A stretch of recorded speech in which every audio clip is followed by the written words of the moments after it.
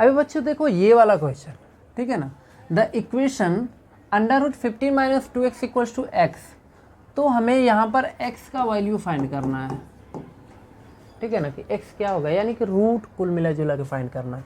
देखो जब भी ऐसा क्वेश्चन आएगा 15 - 2x = x, तो हम इसका कुछ नहीं कर सकते हैं अभी, क्योंकि अंडर रूट में है ना।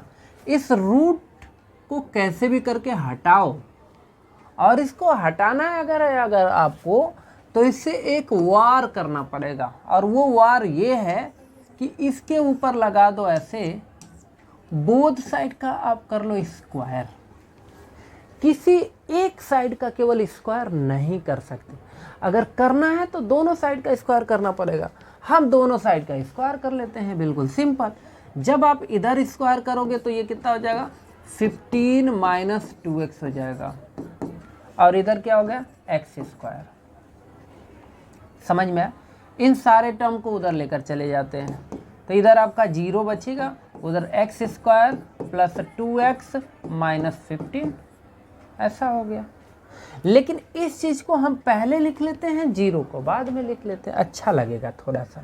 जैसे मान लो कहीं पर आपको x = 2 = x दिया है, तो ये अच्छा लग रहा है क्या, नहीं, x = 2 लिखो ना, थोड़ा अच्छा दिखेगा, ठीक है ना। तो वही काम यहाँ पर भी करने वाला हूँ।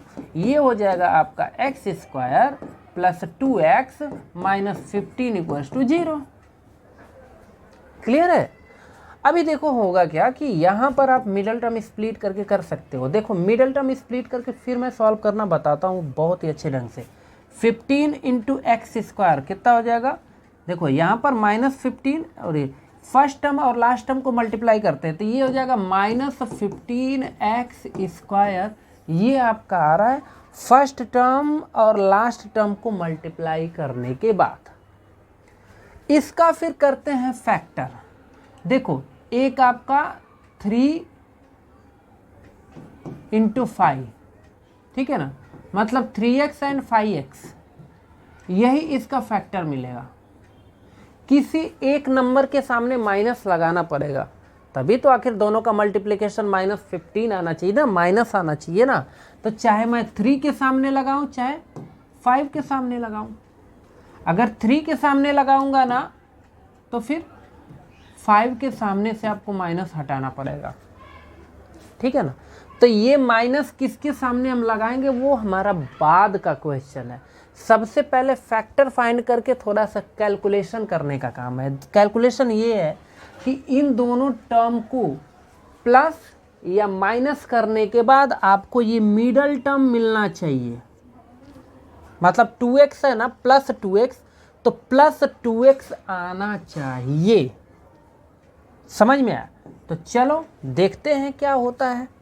देखो बाकी सब कॉमन है, ये x² है, x² लिख लो, ठीक है। इसमें से सबसे पहले किसको लिखें, और हाँ एक चीज़ और देख लो, यहाँ प्लस है ना, तो यहाँ पर प्लस ही आएगा, दूसरा कुछ आ ही नहीं सकता, ठीक है ना। ये प्लस है तो यहाँ प्लस ही रहेगा। इसमें से अब कुछ बच्चों को कन्फ्यूजन रहता है कि सर हम सबसे पहले किस टर्म को लिखें, 3x को लिखूं या फिर 5x को लिखूं। देखो बाबू जो बड़ा दिखेगा ना सबसे पहले उसी को लिखना। 5x बड़ा है ना, आप यहाँ पर 5x पहले लिखो, ठीक है ना।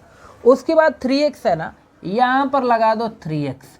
अब 3x के सामने तुम खुद बताओ, अगर मैं यहाँ पे प्लस कर दूँ तो 5x और 3x दोनों ऐड होके कितना आएगा, 8x आएगा। मुझे एक बात बताओ, ये मिडल टर्म में 8x है क्या, है क्या? नहीं है ना। तो फिर कैसे आप ले सकते हो, यहाँ पे प्लस होगा ही नहीं। अच्छा सर तो फिर अब क्या करें? तो करना क्या है, यहाँ पर माइनस कर लो। और हाँ एक चीज़ और भी जान लो कि अगर आप प्लस ले लेते हो तो 5x × 3x दोनों प्लस में है, तो जब आप 5x × 3x करोगे तो क्या आएगा, 15x² आएगा। मुझे एक बात बताओ, जब आपने फर्स्ट टर्म और लास्ट टर्म मल्टीप्लाई किया था तो 15x² आया था या -15x² आया था? -15x² है, तो मल्टीप्लाई करने के बाद -15x² आना चाहिए ना, 15 क्यों कैसे?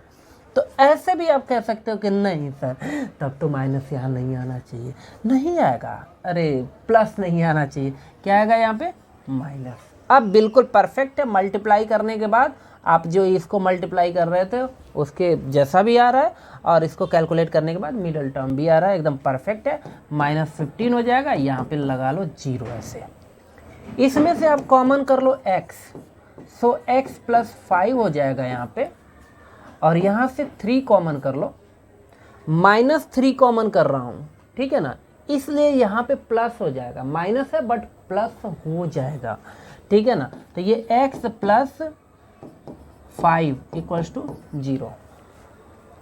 फाइनली अगर इसको आप देखो तो ये कितना हो गया, x - 3 × x + 5, ठीक है ना, = 0। और एक चीज़, हाँ एक चीज़ और जान लो आप कि ये और ये अगर दोनों सेम आ रहा है तो मतलब आप बिल्कुल करेक्ट वे में है, वो सेम नहीं आ रहा है तो मतलब आपका रॉन्ग वे कोई चल रहा है।